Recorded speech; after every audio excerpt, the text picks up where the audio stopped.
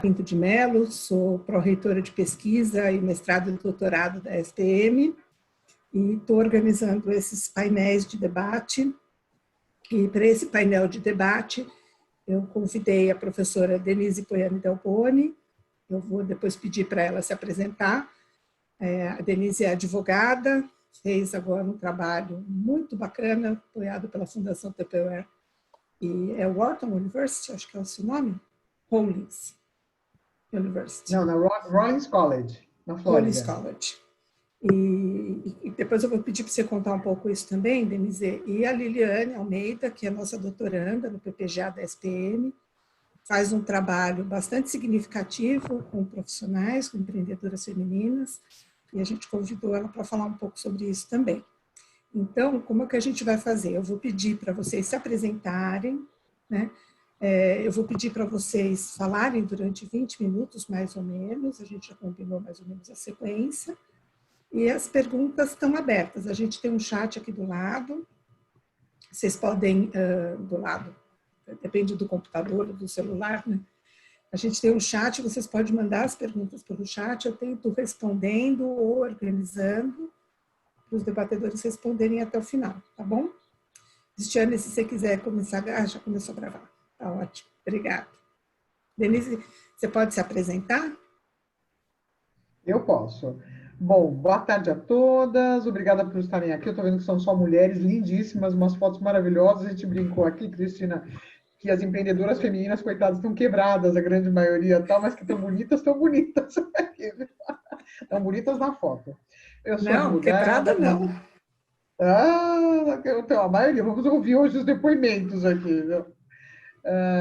Então, eu sou advogada, como a Cristina comentou, eu sou professora da Fundação Getúlio Vargas e da ESPM, sempre dando matérias relacionadas a relações trabalhistas, compliance trabalhista, empreendedorismo também empreendedorismo social. E, recentemente, o programa que a Cristina se referiu, o programa Global Links, que foi uma parceria entre a Tupperware americana, o governo de estado americano e a Rollins College, na área específica do departamento de pós-graduação deles, que foi um programa para empoderamento feminino. A palavra está meio desgastada, eu diria até, mas há uma grande certeza em utilizá-la, talvez principalmente nessa época em que muitas mulheres são chefes de família. Então, era um programa para empoderamento feminino, especificamente com áreas de enfatizar negócios sociais. Então, basicamente, essa é a história, Cris. Muito bom, obrigada, Denise. Lili, você pode se apresentar também, por favor? Claro, claro. Bom, minha formação é em administração, eu faço doutorado na ESPM, também em administração. Meu tema de pesquisa, ele envolve o empoderamento feminino, a construção de redes estratégicas e o empreendedorismo feminino. Hoje eu sou professora universitária, além de trabalhar na ESPM na Pró-Reitoria de Pesquisa com a Cristina Helena, eu sou professora universitária na graduação, nos cursos de administração e gestão de negócios. E tem um ano que eu empreendi uma startup, que é uma startup que chama Rede Mulher Forte. Lá a gente trabalha o empoderamento feminino e o empreendedorismo. Como a Denise falou, o empoderamento é algo que está, uma palavra que está desgastada, mas a gente trabalha o empoderamento por meio do conhecimento para o desenvolvimento individual da mulher, para que ela possa empreender. Ou seja, começar um negócio com o mínimo de conhecimento. Hoje, pesquisas dizem que 87% das mulheres que empreendem não fazem o plano de negócio. E a falta do planejamento de negócio, que é o PE, do planejamento estratégico, o PE, é um dos principais motivos da mortalidade das empresas nos primeiros 5 anos. Além da startup, que tem um ano, que a gente está ainda em fase de escalonamento, hoje eu estou junto com o Ayman, na PUC, coordenando um curso de extensão que chama Liderança Feminina no Mundo dos Negócios, onde inclusive a Denise também é professora. Então a gente faz um trabalho aí voltado para mulheres, ajudando as mulheres aí a alcançar seu espaço de fala em qualquer segmento aí da sociedade. Muito bom, obrigada, Liliane. Eu acho que a gente podia começar com você, se você não se opuser, você pode falar um pouco para a gente? Claro, claro. Eu preparei aqui assim, como a minha pesquisa ela é voltada para o empoderamento feminino, ou seja, o desenvolvimento da mulher para empreender, dos tópicos da minha pesquisa foi identificar os principais desafios da mulher empreendedora. Nesse momento de crise, alguns foram potencializados. Claro que a Denise vai falar um pouquinho do cenário, como vai ficar o cenário pós-crise, mas assim, o contato com essa minha rede, hoje nós temos 3.500 empreendedoras na rede Mulher Forte. O contato com elas deu acesso a algumas informações, os principais desafios que elas estão tendo agora, nesse momento, o que elas estão fazendo, buscando, que tipo de informação que elas estão buscando, ou conhecimento, para passar por esse momento, e quais são as prioridades, o que elas estão fazendo para se reinventar. Então, falando um pouquinho de desafio, isso é pesquisa acadêmica, né? A gente sabe que a mulher, o empreendedorismo feminino no cenário econômico, essa pesquisa específica foi feita em 2017, quando ela é comparada ao empreendedorismo masculino, a mulher, o empreendedorismo masculino, ele se sobressai. Mas isso tem alguns motivos. Por exemplo, poderes opressores que permanecem invisíveis, que é o machismo velado que a gente vê em vários setores da sociedade, no relacionamento, nas próprias redes estratégicas, onde as mulheres são excluídas das redes estratégicas masculinas, e a mulher, então, está encontrando outro caminho aí, desenvolvendo algumas redes onde elas também possam acessar conhecimento e oportunidade através de redes. Então, um dos desafios é esse machismo velado, né? Esse poder opressor que é invisível, a gente não consegue aí enxergar. A comparação de sucesso com o empreendedorismo masculino e feminino também é um desafio, onde a mulher ela sempre se coloca numa situação de competição, e não é isso que deve acontecer. Acesso limitado a financiamento, exclusão das redes masculinas, o próprio teto de vidro, quando a gente fala de plano de carreira. E a mulher tem um comportamento por sempre ter durante a sua história, alguém que decidisse por ela, mesmo agora tendo independência para tomada, consciência das suas possibilidades para tomada de decisão, ela ainda tem um comportamento de insegurança. Então, ela tem aversão ao risco, ela tem pouco... Algumas mulheres têm pouco conhecimento nos negócios, isso tem mudado muito, porque desde 2015 as mulheres elas têm se destacado aí no empreendedorismo. Um estilo de gestão muito feminina, bem característica feminina, assim, vou explicar já que algumas características da gestão, da liderança feminina, ela é assim, importante para o sucesso. Redes estratégicas fechadas em mulheres, né? Então as nossas redes de mulheres às vezes têm a pouquíssima participação dos homens, e isso é uma cultura, na verdade é um pensamento limitante da mulher, que inclusive na rede que eu trabalho, com 3.500 mulheres empreendedoras, eu sempre falo que a gente precisa incluir empreendedores também. E elas falam, mas por que homens? Eu falo assim, porque nós precisamos, ela fala, transitar aqui todos os tipos de ideias, né? A gente não pode fechar o nosso pensamento, construir uma rede, construir um pensamento limitado ao pensamento feminino. E a dupla jornada, que agora, com esse momento de isolamento, se intensificou, e com a quarentena tornou o cenário aí muito mais desafiador e agressivo para a mulher. Existem outros desafios também, né, que também vem de pesquisas ou cultural, né, já que a mulher tem uma educação que não incentiva o risco e a posição de liderança, mas isso também tem mudado. O conjuntural, né, que a mulher ela sofre mais impacto na dupla jornada, e aí que é o que está acontecendo agora.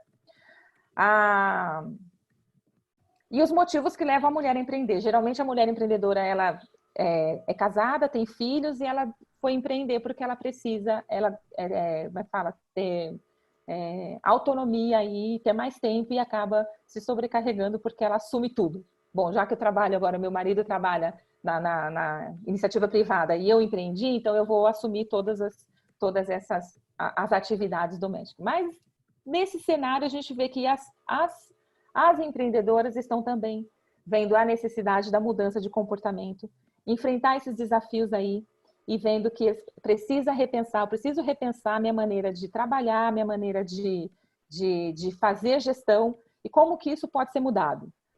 Primeiro passo, primeira coisa, é entender do negócio fazendo o planejamento estratégico. E aí partir para o PDCA. O PDCA eu costumo dizer que é uma sigla que não pode sair do vocabulário da empreendedora, que começa com planejamento, direção, controle e ação. Sem essas quatro funções em uma gestão, é difícil repensar o meu negócio. Sem um plano, como que eu vou repensar meu negócio? Então, a gente bate muito na tecla, a gente incentiva muitas mulheres a fazer o planejamento do seu negócio, mesmo que ela já seja uma empreendedora estabelecida. A gente fala que o nosso discurso é: invista no seu sonho, mas antes se capacite. Então, vem entender o que é o planejamento, entender do seu negócio, planejar para que você possa ter opções se algum problema ou desafio ou crise, que é o que aconteceu, surge. Então, não é só a empreendedora, mas o cenário econômico das empresas como um todo estão tendo que repensar seu negócio. Hoje eu estava lendo uma estatística, mais de 600 mil empresas fecharam agora nesse período de crise. Da minha rede, muitas, assim, 2 que eu conheço fecharam as portas, uma com 10 funcionários, outra com 30 funcionários, e não tem dinheiro para poder pagar os funcionários. Então, assim, nós estamos passando de fato por um período que a gente precisa repensar o comportamento, a gestão do empreendedorismo. Aí vou emendar um pouquinho na gestão e na liderança em tempos de crise. A liderança, como a gente sabe, é uma forma de controlar, e nesse contexto é visível a necessidade de uma liderança dentro não só do nosso empreendimento, que eu tive que repensar a forma como eu trabalho também. Vou fazer delivery, vou ir para o e-commerce, como que eu vou manter a minha comunicação com meus clientes para eu manter o meu faturamento? Algumas assumiram a queda do faturamento e outras têm a necessidade, porque como a Denise falou também, são elas que são o chefe de família. Então, como trabalhar a liderança nesse momento para continuar com o controle, não só do meu negócio, mas da minha casa também. Então, uma liderança com flexibilidade, e elas estão revendo. Isso é depoimento delas também, tá? Na própria rede, quando a gente vai fazendo as lives, quando a gente vai conversando durante esse período, elas estão conversando muito mais, estão interagindo muito mais, estão buscando umas com as outras soluções para vários problemas em comum, mas cada um no seu segmento. Então, muitas estão repensando, percebendo que elas deixaram de lado essa questão do planejamento, que agora é fundamental. Então, a mulher, ela começou revendo as atividades, né? O que é prioridade para mim, o que não é. E isso tem muito a ver com o planejamento. Mudança de comportamento, não só dela, mas de todo mundo dos funcionários, por exemplo, o home office. Algumas foram para o home office, mas nenhuma delas tinha treinado o funcionário para fazer home office. Então, ela está fazendo treinamento, ao mesmo tempo que ela faz a gestão, ela faz o treinamento e está ajudando aí o funcionário, as pessoas, e ela, inclusive, dentro de casa, com a gestão do lar. Então, a mudança de hábitos, né? Preciso fazer a gestão do meu lar e também trabalhar em casa, revendo os papéis dentro de casa, não só dela, mas das pessoas que estão dentro de casa, distribuindo as tarefas também, e reinventando aí a maneira de liderar em todos os aspectos.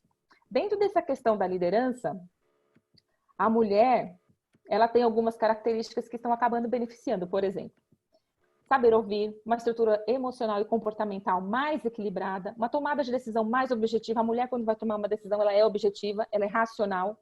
O enfoque no risco, ela avalia muito o risco para poder tomar a decisão. E se tem risco, e se ela está insegura em relação ao risco, ela não toma a decisão. Uma comunicação mais clara e objetiva, então tem utilizado muita comunicação. Ela é detalhista, inclusive com números, coisa que a gente acha que não é. A gente ouve muito, né, assim, em alguns discursos, que a mulher não é da área de números. Não, a mulher, ela trabalha muito com números, por isso a tomada de decisão dela é bem objetiva. E elas se mostram também, assim, querem resolver, não protelam muito, não prorrogam muito as decisões. Então, elas estão sempre trabalhando com assertividade e não deixam para depois, não tem o deixar para depois, eu preciso resolver agora.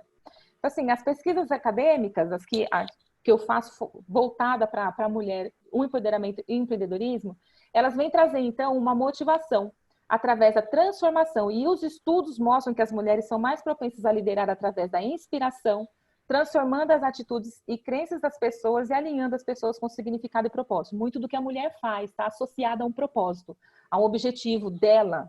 Então, assim, é muito brilho nos olhos. Eu vou fazer e é amor, é paixão pelo negócio mesmo. Não sei se o que você estuda, Denise, o empreendedorismo social está nesse sentido também. Mas quando a gente fala do empreendedorismo, quando eu estudo o empreendedorismo feminino para a independência financeira, está muito associado ao propósito dela. No que eu acredito, quais são os valores que eu acredito, né? Que eu acho importante, e eu coloco isso dentro do meu negócio também. Deixa eu ver o que mais. Espera aí eu falar sobre a liderança, as partes... Liliana, eu posso fazer Pode. uma pergunta? Você falou de duas empreendedoras que você já sabe que fecharam. Você sabe o que levou elas a essa situação dramática? O que foi? Elas, primeira coisa, caiu o faturamento, teve que fechar. Como elas são de Mogi das Cruzes está tudo fechado. Tá igual São Paulo, só pode abrir segurança, padaria, saúde e assim, padaria e mercado, né? Coisas básicas. Caiu o faturamento, não tinha o e-commerce, perdeu a comunicação, não conseguiu manter a linha de comunicação com as suas clientes. Delivery lá também, elas não conseguiram trabalhar com assim, uma agilidade na mudança do plano. Não tiveram uma agilidade na mudança do plano. E aí acabaram tendo que fechar. Como não tinha fluxo de caixa, eu não consigo me manter por mais um mês para poder esperar rever meu plano, para poder colocar em ação o meu plano. E aí aconteceu, tiveram que fechar, não teve jeito. Para não piorar a dívida, para não aumentar a dívida, elas preferiram fechar. Conversaram com a equipe, colocou todo mundo em casa e vão pagar, sim.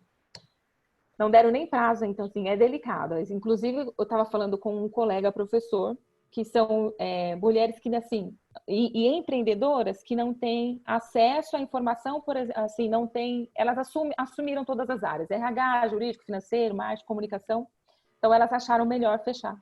Esse foi um dos motivos. Entendi. A mudança drástica do planejamento não aconteceu.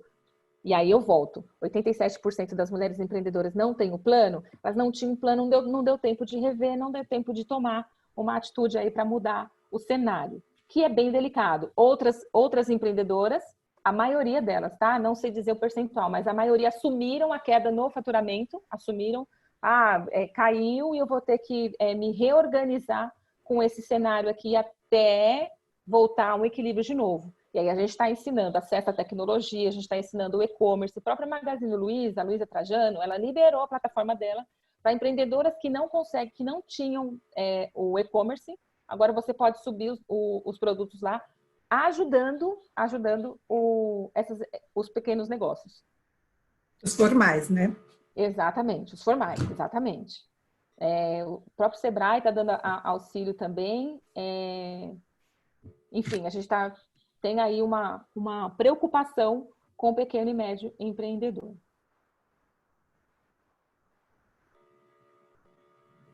Uma outra questão também é a formação de redes estratégicas. A gente tem, assim, dentro de um ambiente de negócios, conhecer outras pessoas, entender que o fazer parte de redes é uma possibilidade de eu acessar conhecimento, de eu acessar oportunidade e muito mais que isso. Nesse momento, a gente identificou a necessidade de acessar solução para problemas.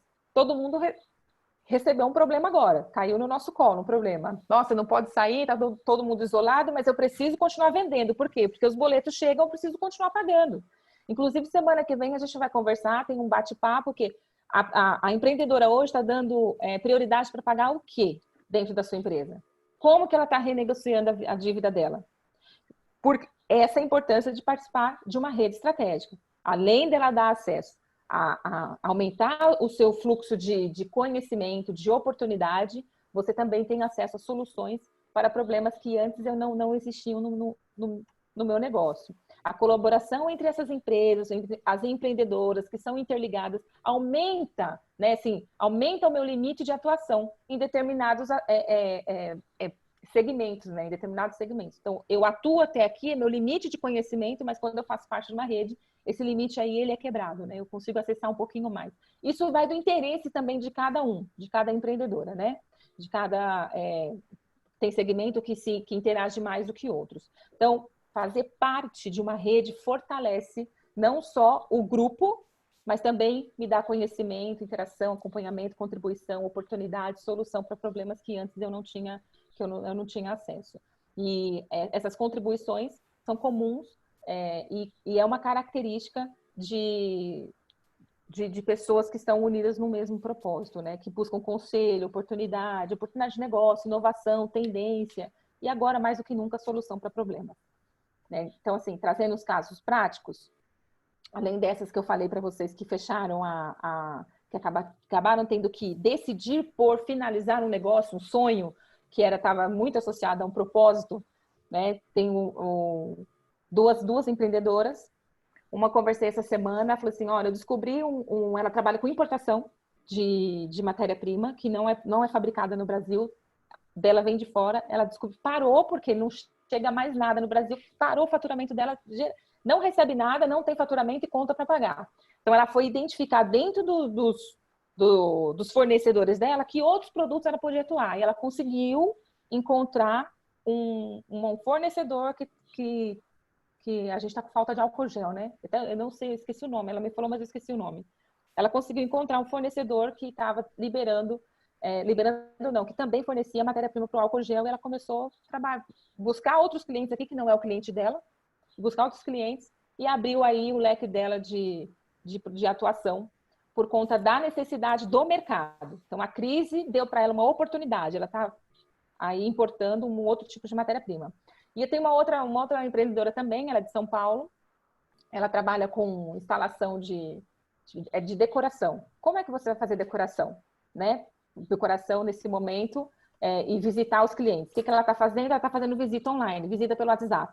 Então, ela abriu a visita, tem a agenda dela diária, e aí ela faz a visita como a gente está fazendo aqui. Então, abre o WhatsApp, vai mostrando, ela passa o orçamento, e ela mostra o catálogo pelo WhatsApp, reinventou. Você nunca fez isso? Não, nunca fiz isso. Eu tive que fazer isso, porque senão eu não ia ter, meu faturamento ia cair. Aí eu lembrei de uma outra agora também, que era de estética.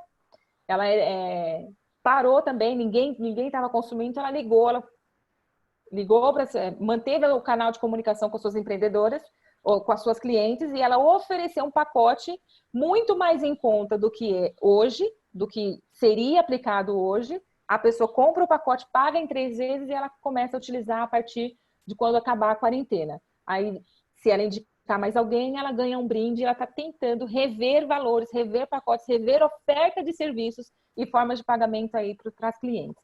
Porque tem empreendedora que ela não tem como mesmo. Como é que você vai partir para o e-commerce um serviço que é prestado presencial? Não tem como. Por exemplo, a estética. Então, assim, a gente tem, além desses desafios que as mulheres estão enfrentando, que já são desafios característicos do empreendedorismo feminino, alguns se potencializaram por conta do isolamento, por conta da crise. A dupla jornada, que já era um desafio da mulher, ela potencializou também. Então, a gente pode dizer hoje que, a gente vê até os memes aí na internet, né? A gente pode dizer hoje que a mulher, ela está enfrentando, assim, ela tem 100% aí da gestão de uma casa, ela tem que repensar mesmo, não só na empresa dela, a maneira de gerir a empresa dela, começando pelo planejamento, como a maneira de fazer a gestão da casa também, redistribuindo aí as responsabilidades e as tarefas. A participação em redes estratégicas, que é algo que aumentou e as mulheres têm que acessar, estão desenvolvendo suas próprias redes, e as características da liderança feminina que tem assim contribuído. A gente sabe que é diferente da liderança masculina e tem contribuído aí com a atuação da mulher nesse cenário, nesse momento de crise. Muito bom, obrigada, Lili.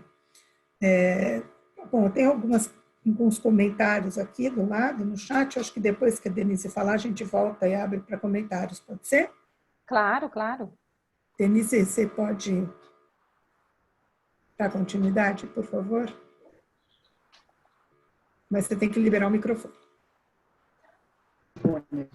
Eu vou fechar o meu. Eu gostaria de pedir vocês, por favor, se vocês quiserem, para se identificarem, obviamente a gente sabe o nome de vocês, em que tipo de negócio vocês têm, ou que tipo de segmento. Por que eu acho que seria muito legal? Eu estou vendo algumas figuras aqui, algumas pessoas comentando, olha, o setor de eventos aconteceu tal coisa. O que é importante a gente saber quem está ouvindo hoje? Nós temos 36 participantes aqui, e a ideia é saber em que setor vocês estão atuando. Deixa eu ver se fez uma... Então, em que setor vocês estão atuando? Porque, no final das contas, essa crise em particular, é uma crise que a gente chama de assimétrica. O que significa isso? Nem todo mundo foi afetado igualmente. Então, há setores que estão ganhando dinheiro pra caramba. É incrível dizer isso, mas é verdade. E há setores que, coitadinhos, não conseguem sair do lugar, porque a pessoa não tem absolutamente como fazer alguma coisa, como gerar renda. Então, por exemplo, estou vendo aqui a identificação do Fagner, que é proprietário de loja de vestuário. O que é legal a gente saber, se vocês quiserem ir colocando, olha lá, vem vindo, vendo online, para a gente, porque sabendo exatamente o tipo de segmento em que vocês estão atuando, é mais fácil da gente falar alguma coisa ou dar alguma dica aqui ou alguma vertente importante para poder ir. Tá? Área de eventos, restaurante, comércio de um modo geral, bares, são áreas que foram mega afetadas. O que a gente está dizendo? Você tem uma previsão da Associação aí dos Bares e Restaurantes de São Paulo, dizendo que provavelmente 70% dos postos de trabalho nesse setor sejam simplesmente eliminados. A gente está dizendo que não tem como se manter. Um bar não se mantém exatamente durante um determinado período. A gente não sabe se 1, 2, 3 meses, porque a maioria dos pequenos negócios não tem caixa para sobreviver por longos tempos. Então, esses setores, em particular, são setores complicados para caramba para poderem se manter, e são os setores que, na verdade, têm oferecido o maior número de dispensas para empregados. Parece uma coisa desumana, mas há uma situação aqui a ser colocada. Então, primeira coisa, tem setores que nem sentiram tanto crise. Tem setores que não conseguem nem voltar depois da crise. Acontece que os setores que voltar, vamos pensar dessa forma, pode que daqui a 2, 3 meses a gente consiga regularizar alguma coisa. Aos pouquinhos vai indo, o COVA está liberando alguns tipos de negócios. A situação vai voltando e vai voltar um dia à normalidade, se Deus quiser. Acontece que tem 2 tipos de empregados que a gente pode perceber nesses negócios. O primeiro grupo é de empregados que são facilmente substituídos. A gente está falando de empregados não qualificados ou com baixa qualificação, e para os quais os empresários sabem que se tiver dispensa agora, daqui a 2 ou 3 meses, eles facilmente recontratariam pessoas com aquela qualificação, baixa qualificação. E há cenários em que a gente está falando de empregados que tem que ter uma alta qualificação ou especialização. Eu não estou falando de executivo, não. Eu estou falando de um cozinheiro, por exemplo, num restaurante vietnamita, que conheça as receitas como ninguém mais. Às vezes é uma pessoa, não é que tem uma super qualificação, tem um determinado tipo de especialização que vai fazer diferença e vai ser difícil para o empresário recrutar. Então, o que a gente está dizendo? A pressão aqui que a gente sente hoje na sociedade, ela não demita. Não dá para não demitir. Mas nós sabemos que caixa das empresas é alguma coisa que é limitado. Então, sem saber exatamente quando a gente volta com funcionamento total, porque a hora que liberar, voltou. Mas não quer dizer que tenha cliente de imediato. Até que volte a situação normal, a empresa tem que saber o que ela vai administrar em termos de pagamentos. Tá? Então, por que perguntar? Eu estou vendo aqui que tem gente, por exemplo, que está em algum segmento e se interessa por empreendedorismo social. Então, eu vou falar 2 coisas aqui que eu acho que são as primeiras importantes. Algumas delas vocês até já trocaram chats aí, informação. Primeira coisa importante, empresários de micro e pequeno portes têm que estar junto com alguém. Esse junto com alguém que eu quero dizer é fazer parte de uma rede, é fazer parte de um grupo, é frequentar a faculdade, saber o que está acontecendo, pegar o webinar, tentar pegar um gancho em alguma coisa. Às vezes, num webinar de 1 hora, você não aprendeu tanto, veio um pouco mais do mesmo, teve 2 dicas maravilhosas que você pode implementar no seu negócio. Então, eu acho que essa primeira dica é super importante. Não é só a networking por networking, mas é acesso a informações. Tem uma pesquisa do Sebrae muito legal, dizendo que você tem hoje vários tipos de investimento, empréstimos, até a disponibilidade ao acesso aos R$600 lá, que também é para microempresa e também é para autônomo, por exemplo, que mais de 60% das pessoas nem sabem que têm direito. Então, nesses tipos de encontros, nessas redes, acabam acontecendo essas trocas de informação que são valiosíssimas. Então, essa é uma primeira dica que eu acho que eu dou para pequenos empreendedores. Mulheres têm uma bruta de uma facilidade de se associar, a gente conversa com um, conversa com o outro, tal. O problema é que nos falta tempo. A Liliane pontuou uma coisa muito importante, eu brinco sempre dizendo que a mulher parece um polvo, porque a gente faz várias coisas simultaneamente, você tem que cuidar de casa, você tem que ir atrás de compra, você faz o caixa da empresa, agora você está até ensinando os empregados que se conectam com redes sociais, ou mesmo por meio dessas plataformas que a gente está agora. Então, o que eu vejo interessante é que a rede faz com que muitas informações sejam trocadas e é extremamente positivo. Tá? Segunda coisa que eu acho que é super importante, tomada de decisão não é fácil. Não é fácil, a gente sabe que sempre tem alguma implicação. E eu costumo fazer um negócio, e digo para os outros fazerem também, que eu acho que é bem legal, tem um mecanismo chamado mapeamento de risco. O que é legal? Eu coloco lá numa planilha, exatamente, eu vou ter que tomar uma decisão, por exemplo, dispensar 6 de 8 empregados. Eu vou ter que tomar uma decisão, que tipo de riscos eu vou ter lá na frente? Não simplesmente uma reclamação trabalhista nas minhas costas, mas entender que, por exemplo, eu vou ter dificuldade de recontratar empregados dessa qualificação ou especialização, eu vou ter alguma dificuldade com os outros empregados remanescentes da minha empresa, eu vou ter algum tipo de dificuldade, por exemplo, com relação a manter os meus clientes me olhando do mesmo modo como me olhavam com 10 empregados. Então, são coisas que eu vou reavaliar para entender como é que eu volto para o meu negócio. Tá? 600 mil negócios fechados é uma coisa que não dá para acreditar, porque a gente está pensando em micro e pequenos negócios, que normalmente são os negócios que oferecem até 80%, até um pouco mais da estatística do ano passado, de postos de trabalho na economia. Então, quando a gente fala de fechar negócios, não é um problema simplesmente de que deixou de ter acesso a dinheiro o dono do negócio. O que acaba é que você deixa de dar oportunidade de trabalho para outras pessoas. Então, isso é uma coisa super importante de prestar atenção. Tá? Na medida do que dá para fazer para manter, e hoje você tem uma série de possibilidades de manter. Dá para você mexer com banco de horas, dá para você, dependendo do caso do seu subordinado, se é uma pessoa que pode sair para treinamento, já tinha até previsão da própria CLT, antes mesmo de qualquer problema com epidemia ou pandemia, o que quer que seja. Então, você tem algumas possibilidades, né, de antecipação de férias, que é o que grande parte das pessoas está fazendo. Então, tem possibilidades. Quem está me ouvindo aqui, esse grupo agora de 40 pessoas conectadas, quem está me ouvindo sabe do que a gente está falando. Tem formas de negociar. O empresário brasileiro, principalmente o pequeno, tem muito medo da justiça do trabalho. Mas com a reforma trabalhista, muita coisa no devido lugar. E eu vejo muito despacho de juízes, de sentenças ainda definitivas, mas muito despacho de juízes já entendendo que há que ser feita alguma negociação sob pena de os negócios todos quebrarem. Já bastam 600 mil, vamos ver se a gente consegue dar uma segurada nisso, tá?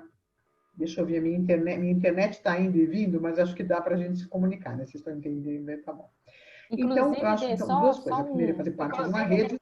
Diga, Liliane. Só complementando, essa expectativa, né, essa estatística, vai chegar a 600 mil.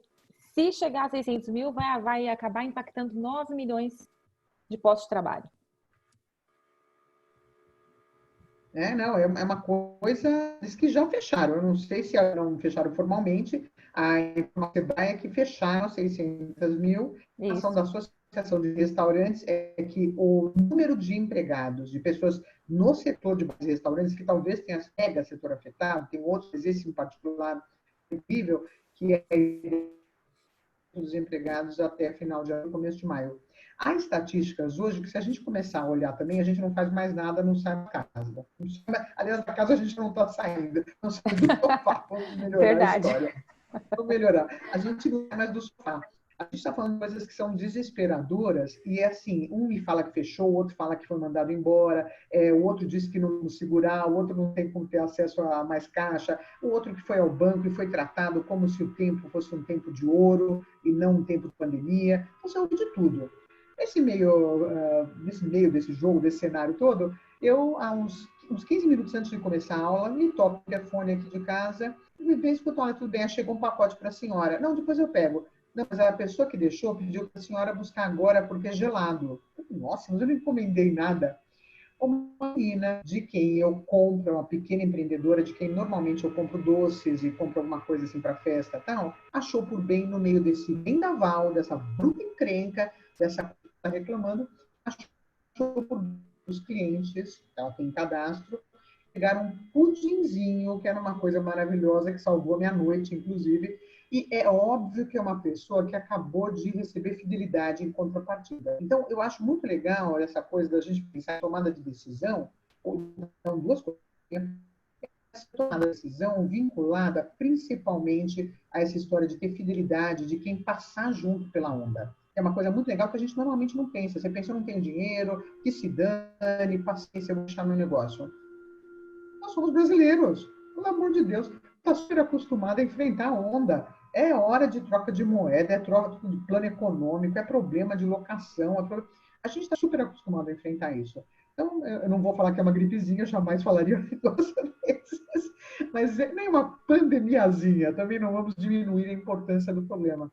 Mas o que a gente sabe em economia é que as coisas têm altos e baixos.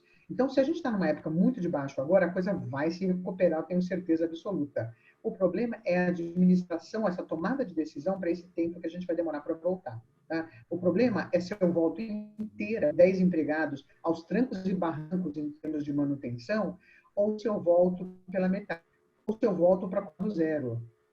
Eu acho que essa preocupação, coisas que são da nossa rotina. Tá?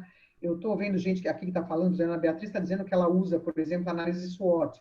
Ou seja, perceber o que são as nossas fraquezas, o que são as nossas forças, o que seria o peso para a gente de ter que fazer algum tipo de compensação no negócio que a gente faz.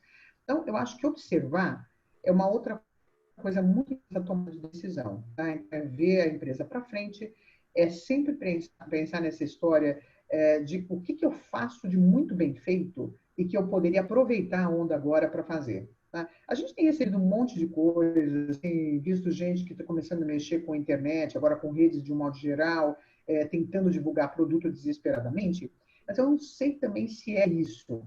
Eu acho que, por exemplo, quando a Ana sugere uma análise SWOT, isso é maravilhoso. Você pode dar uma olhada no que você tem de forças e fraquezas, inclusive o que você poderia fabricar diferente para tentar atender um tipo de cliente que você nunca mexeu antes. Com quem você poderia estabelecer uma parceria para entrar, por exemplo, numa área de negócios sociais. A ideia de negócio social, o que foi tratado muito sabiamente pela Valor Econômico, pelo jornal Valor Econômico, numa reportagem chamada Lucro com Causa, é sensacional. Você tem espaço para entrar hoje, resolvendo alguns problemas da sociedade, e que vão te dar dinheiro, inclusive, na venda de produtos ou serviços que você fizer. Então, você começa a encontrar oportunidades na sociedade para essa possível volta. Uma coisa que a gente tem agora muito mais fácil do que teve no passado é acesso à informação. Pode ser que a gente não tenha tanto tempo, principalmente quem está conciliando casa, outras coisas juntas, é mais complicado. Mas a gente tem acesso à informação. E há vários casos de empresas que estão mandando bala com possibilidade de incluir alguma coisa para a sociedade ou fazer parcerias com ONGs, com empresas que precisam de um fornecimento de alguma coisa que eu posso vender, e de repente, a partir daí, eu começo a multiplicar o número de clientes que eu tenho. Tá? A história de vender serviços ou vender coisas que se para melhorar a sociedade, não significa que eu estou falando de pobres que não possam pagar. Você tem várias ONGs que podem pagar pelos seus serviços ou produto. Você tem parcerias com empresas grandes, como a Magazine Luiza, tem um puta de um programa maravilhoso associado à pequena empreendedora. Então, hoje que de alguma forma estão fazendo parceria, e aí isso está na fita. Porque se eu estou triste em casa, caiu a conexão? Não, está indo melhor. Se eu estou triste em casa, tentando fazer alguma coisa diferente, mas não consigo sair do lugar, pensem na forma de se fortalecer por meio exatamente de acesso a grandes empresas que precisam, às vezes, do serviço de vocês, grandes empresas que querem uma cadeia produtiva, normalmente com pessoas que estão antenadas no social. Tá? Olha, eu estou vendo gente que tem clínica de psicologia, hoje tem aplicativos que vendem serviços relacionados à área. Então, coisas que, a parte toda de medicina hoje, nessa época, é liberada para poder fazer atendimento. Acho que psiquiatra ainda está uma coisa questionável, mas psicologia eu tenho certeza que pode. Então, por exemplo, gente que está fazendo atendimento de instituições bancárias. Olha que maravilhoso. Eu vou focar em quem tem dinheiro para pagar. Eu não vou fazer meu negócio. Ah, não, mas ninguém vai comprar um docinho. Eu não sei. Nem todo mundo perdeu emprego. Então, a gente está fazendo um caos, assim, eu converso com algumas empresárias que têm feito alguns comentários como se ninguém mais tivesse dinheiro. O fato da gente estar socialmente isolado agora não quer dizer que a gente possa gastar. Então, é exatamente isso. Fagner, adorei. Você está focando em quem tem grana. Lógico que você está vendendo vestuário. Então, é lógico. Vai vender para quem? Para o desempregado? Não vai. Pô, mas Denise, escuta, diz que vai ter 5 milhões de empregados, garçons, vendedores, desempregados. Então, será que eu posso aproveitar essa mão de obra mais para frente, tentar puxá-los para mim para fazer alguma coisa? Será que eu posso fazer um serviço, eu sei lá, de oferta, um pool de garçons há algum tempo? As ideias vão chegando. Então, eu acho que é muito legal a gente tomar decisão com base no que a gente tem visto aí no mercado. Eu faço roupa. O Wagner falou que trabalha com vestuário. Espera um pouquinho, eu posso fazer uma linha de produtos diferente. Eu posso fazer uma coisa que eu tenho certeza que vai vender, mas talvez com um valor um pouco menor, ou diferentemente, talvez voltada para alguma empresa que agora ganhou tanto dinheiro, uma pequena empresa, com algum tipo de serviço, que uniformizar empregados. Então, a ideia é de mapear o mercado e entender o que está acontecendo antes de tomar alguma decisão. Tá? Eu acho, Cristina, que é para aí, não sei se é uma coisa específica aqui. Perfeito, perfeito. Acho que é essa empreendedorismo social, dispensa de 30 empregados e redução de jornada de acordo com o MP. Todo mundo vai sofrer isso. Quem está fazendo... Aliás, um serviço muito legal que eu tenho visto também, Cristina, por exemplo, gente que tem mais... Aí falando já de pequena, não de micro. Dispensou o empregado e tenta fazer conexões, e de novo a importância da networking, para recolocar esse empregado que às vezes estava 10, 15 anos trabalhando junto. É de uma lisura, é de uma delicadeza, no mínimo, sem contar, obviamente, a parte estratégica, que amanhã eu consigo pegar esse empregado de volta, de tão boa que eu fui com ele, de tão bom que o empregado agiu, de forma boa, que é de uma delicadeza, né? sem proporções. Tentar fazer uma recolocação do empregado, às vezes num setor que está muito melhor que o meu. Então, acho que é por aí.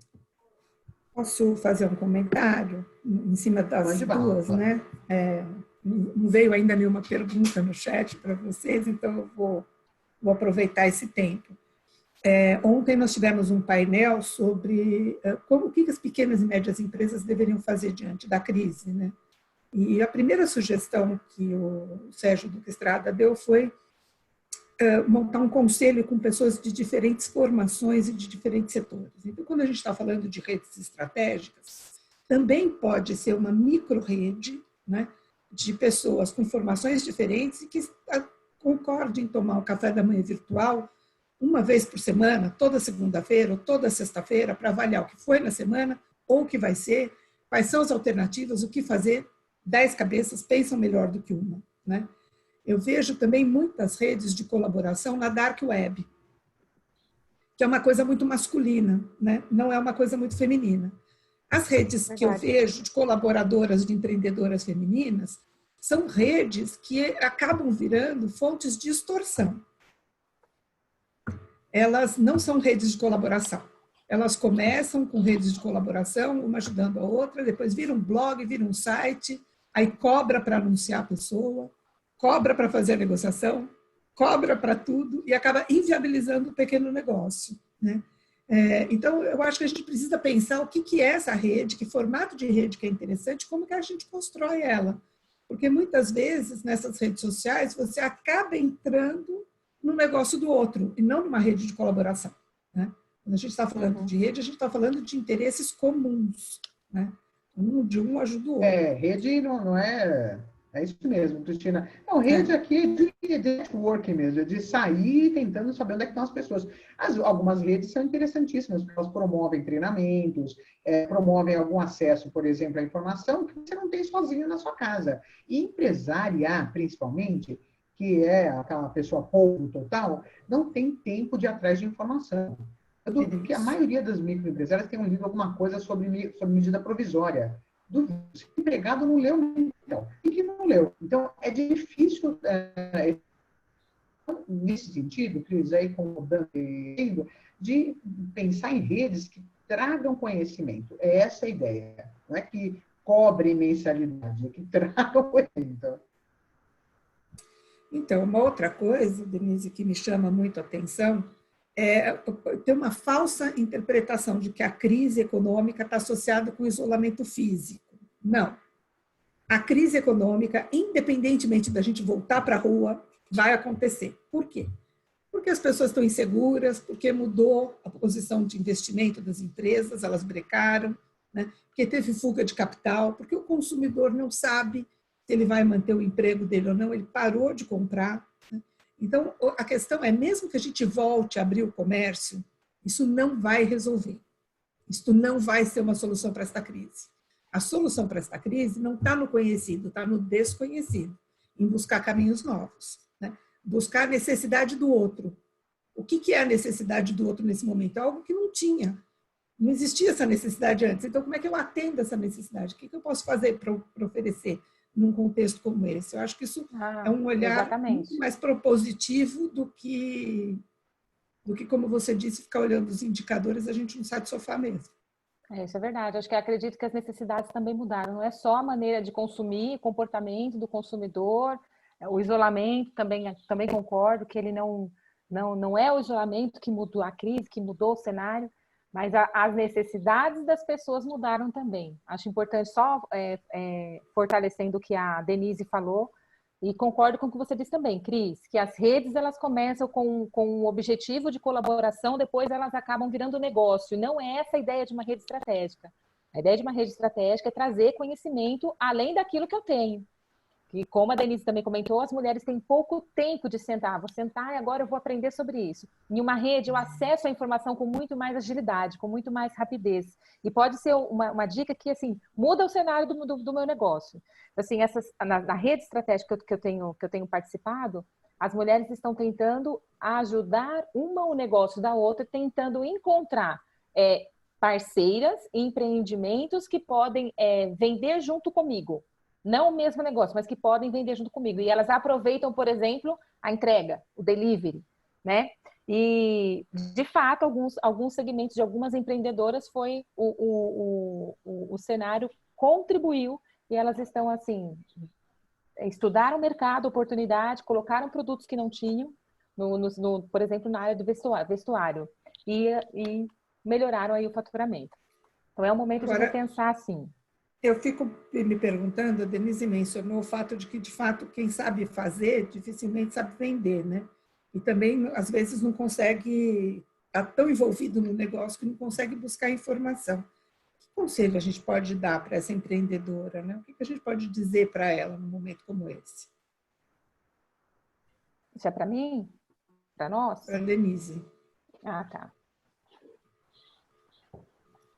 Denise? O que vamos lá. O que é problema, Cristina, que é exatamente isso. A gente está tão envolvido no processo produtivo, na preocupação em fazer o melhor bombom, na preocupação em fazer o melhor vestido, que a gente não conhece, ou a gente está distante do nosso público consumidor. E aí, uma saudade danada de quem eram os antigos artesãos, porque era o cara que entendia a necessidade do cliente. Então, o que acontece é que a gente está afastado deles. Talvez nessa situação agora, a gente, como essa minha cliente que deixou, essa minha fornecedora, né, essa menina da doceira, deixou um vizinho aqui, ela sabe o que eu faço.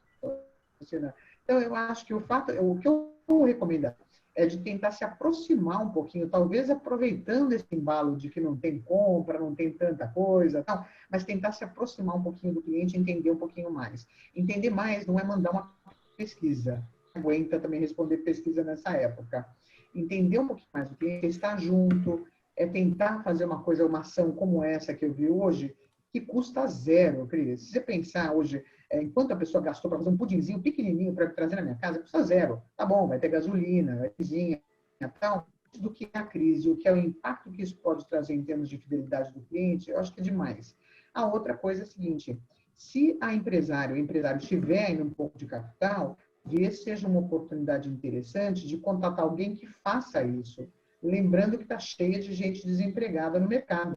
E essa pessoa poderia tentar fazer uma ação ou tentar explorar um pouquinho o negócio para ver como se chegar exatamente ao cliente final da empresa. Tá?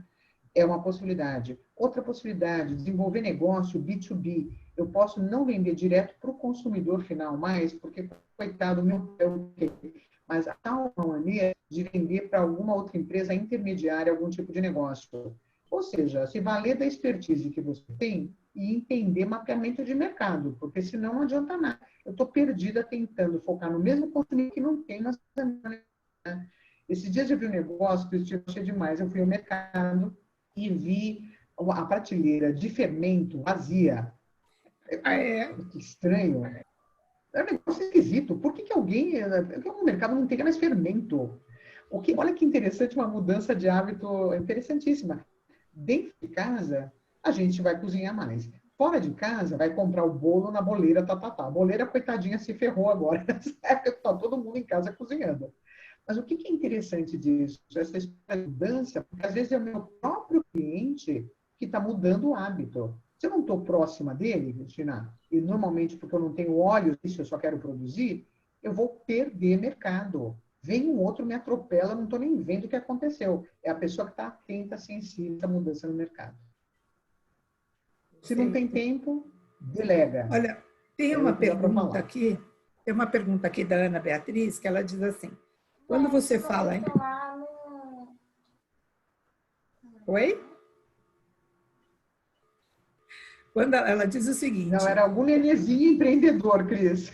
É, alguém que entrou, o fone aberto, faz parte. Quando se diz rede, refere-se a uma rede de troca de informações ou rede de mercados, fornecedores e consumidores. Não sei se consegui me expressar, mas eu não entendo onde essa rede se encaixa dentro da relação produtor-demandante. Quem que podia responder a Ana? Eu posso falar um pouquinho. Dentro do ambiente de negócios, Ana, quando a gente fala de negócio, empreendedorismo, vendas, a importância de fazer parte de uma rede estratégica, quando eu estou falando de rede estratégica, nesse caso, seria uma rede de empreendedores, de empresas e negócios, de pessoas que são representantes desses negócios, que fazem ações coletivas, pensando na própria rede, pensando em quem faz parte da rede. Quanto mais organizada, maior a possibilidade de reação frente a uma mudança de mercado, por exemplo. Então, quando eu falo de organização, é uma rede que o objetivo dela é a colaboração, acessando oportunidade, acessando conhecimento, acessando informação exclusiva, por exemplo, acessando alguém da rede que entende de economia, dando uma dica do que está acontecendo, e não é rede de mercados, fornecedores e consumidores, não. Tá? É uma rede de colaboração mesmo, que envolve ações aí de quem está participando. A colaboração dessas empresas acaba aumentando, né, a minha possibilidade de atuação no mercado, ou, né, soluções, por exemplo, otimização da utilização de recursos, né, como a Denise falou, o que eu tenho de melhor? Talvez a rede consegue me mostrar para mim, empreendedora Liliane, o que o meu negócio tem de melhor, então vou potencializar ele para aproveitar esse meu produto. Não sei se foi claro. Você sabe que tem uma coisa que o Fagner falou que também me chamou muita atenção, que é assim, não é só olhar a necessidade do outro, muitas vezes é mostrar para o outro a necessidade que ele não sabe que ele tem. Isso, exatamente. Né? A gente pode mostrar um detalhe, por exemplo, uma amiga minha esses dias brincou comigo e falou assim, quem é que compra bijuteria nessa época? Eu fiquei pensando, eu falei, bom, quem está muito exposto a reuniões online vai querer aparecer de uma forma bacana, né? Vai usar um brinco, vai usar uma maquiagem. Né? Então, você consegue mostrar para essa pessoa a importância que tem ela cuidar da aparência dela, ela se apresentar direito, ela usar uma maquiagem correta, usar um acessório adequado. Né? E você mostra para ela uma necessidade que muitas vezes ela pensando, agora que eu estou em casa, estou de chinelo. Não está de chinelo, não. Está de salto alto, tem que se arrumar direito para aparecer para os outros. Né? Então, essa coisa de mostrar a necessidade é muito interessante. Muito bom, Fagner. Obrigada pela contribuição. Bom, a gente está caminhando já para os finalmente. Alguém tem mais alguma pergunta? Senão eu vou pedir para as professoras fazerem um encerramento. Posso pedir, então, para vocês fazerem as considerações finais? Se a gente pudesse deixar alguma mensagem, Liliane, Denise? Sim, eu só voltei lá no início, a Ana comentou que a mãe dela trabalha com eventos, teve que reinventar por conta da crise. Eu até lembrei, Ana, de um empreendedor que faz parte da rede também. Eles trabalham com festas e decorações, aluguel de brinquedos para festa e decoração. O que ele fez agora? Ele está alugando os brinquedos, que são menores, para as mães que têm espaço, o aluguel semanal. Então, eu levo o brinquedo, deixo lá na casa da mãe. Então, começou um novo negócio. Não tem mais festa acontecendo, não tem mais preciso continuar. Então, eu estou repensando. É exatamente o que você escreveu. É reinventando. E o que a Cristina Helena falou também é interessante. Às vezes, alguém de fora consegue enxergar em mim um potencial, uma oportunidade para o meu negócio. Que eu tô tão assim, focado no meu negócio aqui, que não está acontecendo, que eu acabo deixando de enxergar o mercado, que alguém comentou aí que tomada de decisão usa análise SWOT, que também é fundamental. Você olha dentro e olha fora também. Né? Então, assim, para finalizar, eu acredito que os empreendedores, Fagner está aí também, né? Os pequenos empreendedores, precisam entender que participar de redes, a gente precisa reinventar, entender qual que é a necessidade que vai surgir nesse momento, e fazer parte de rede é estratégico para que eu possa acessar talvez informações ou aí oportunidades de negócio. E sim, é um momento da gente não só pensar em fechar, mas a gente pensar que a gente tem gente consumindo também. E que aí eu preciso só mudar talvez a minha maneira de levar o meu produto até essa pessoa. Denise?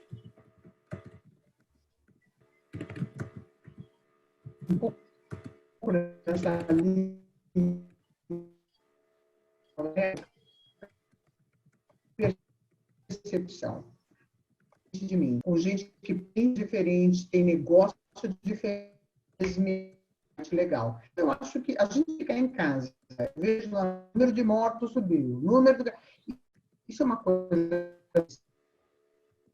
que a gente não entra nessa onda. Sinceramente, comece a conversar com pessoas que estão conseguindo sair da crise, seja por meio de rede, seja contato, entra no LinkedIn, vê quem está no setor que você acha que poderia te ajudar, ou essa ideia de outras pessoas.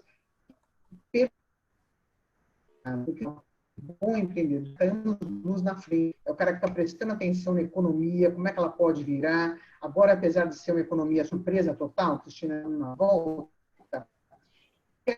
aonde pode virar. Eu ando lá no meu negócio muito. Se eu não sei se eu vou acompanhar na onda depois de todo mundo no negócio, meu negócio está ferrado. Eu acho que a história dá com quem pensa diferente, o máximo de agir com pressão com relação aos meus conselhos aí, que são bons que eu posso fazer, que eu tomo uma decisão com relação ao empregado, investimento, empréstimo. E aí é legal que os outros vão me contando também o que tem. Se eu estou isolada, sem falar com ninguém, sem entender que o mercado pela minha janela, eu estou morta no mercado. Denise, eu acho que essa é uma situação. Agora, eu não disse para vocês qual que é a minha formação, só me apresentei como pró-reitora de pesquisa, mas eu sou economista de formação. E essa é uma situação com bastante dramaticidade, a gente não tem prazo para o encerramento dessa crise, independentemente das escolhas que a gente faça, a economia foi impactada seriamente, dificilmente a gente vai se recuperar rapidamente. Então, agora é o momento da gente encontrar estratégias de enfrentamento e fazer o novo, porque a gente não vai voltar para o que era tão rápido. Então, se a gente não conseguir criar o novo no meio dessa situação, nós vamos deixar a desgraça acontecer. E não é para ser. Né? A gente tem condições de dar a volta nisso e de abrir portas, enfim, e criar possibilidades. Por exemplo, eu aqui já estou pegando contato da empresa de festas, porque eu pretendo fazer uma festa online quando chegar meu aniversário e eu acho que ainda vou estar no isolamento físico. Então, veja, a gente tem que conseguir abrir portas, abrir possibilidades e pensar como que a gente cria o novo num contexto tão diferente, né? E não se abater pelo que está vindo. Mas eu queria muito agradecer, se alguém quiser fazer mais algum comentário. Senão a gente já está caminhando para o encerramento. Queria agradecer muito para vocês a participação de hoje. Nós temos só um minutinho. Nós temos um questionário que eu vou pedir, se vocês puderem responder depois, vai nos ajudar na curadoria de organização desses eventos. Então, eu coloquei aqui no... Opa, desculpa. Pronto. Está aqui no chat. Então, se vocês puderem, eu agradeço muito a participação de todos que ficaram conosco aqui. Se vocês puderem depois mandar essa contribuição, são só 4 perguntas, é simples de responder, vai me ajudar muito na curadoria dos eventos. Então, obrigada, gente. E agora a gente vai se despedir. Obrigada, gente. Foi muito bom. Tchau, tchau. Tchau. Obrigada. Tchau, tchau.